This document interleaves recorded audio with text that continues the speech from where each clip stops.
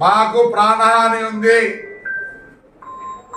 నాకు ఒకటిగా కాదు, అందరికీ తాడిపత్రిలో ఫ్రాక్షన్ చేస్తానంట. ఫ్రాక్షన్ నేను నా మాటలు కాదు, ఇవి ఆయన సొంత మాటలే. ఆయన్ని బహిష్కరించాల్సిందే. బహిష్కరించకపోతే ఆయన ఏం చేస్తాడా? పార్టీ చేస్తాడు. అప్పుడు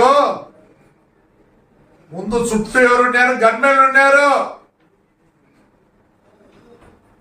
వాడి జీవితమే గన్మెన్ జీవితం. బహిష్కరించాలా?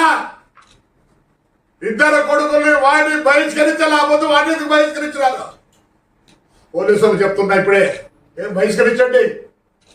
చేయలేదా? You want the record? ఏ దానికి బహిష్కరించారు అంటే? పెద్దారెడ్డి అంటున్నాడు ఫ్రాక్షన్ చేస్తా అని. ఆ రోజు పొట్టి రవిని నిన్నటి వరకు ఊర్లోకి రానిలేదు. ఆయన మా ఎమ్మెల్యే గారు, ఎక్స్ఎమ్మెల్యే గారు ఏం చెప్తారు? ఏ పార్టీ వచ్చినా ఏమొచ్చినా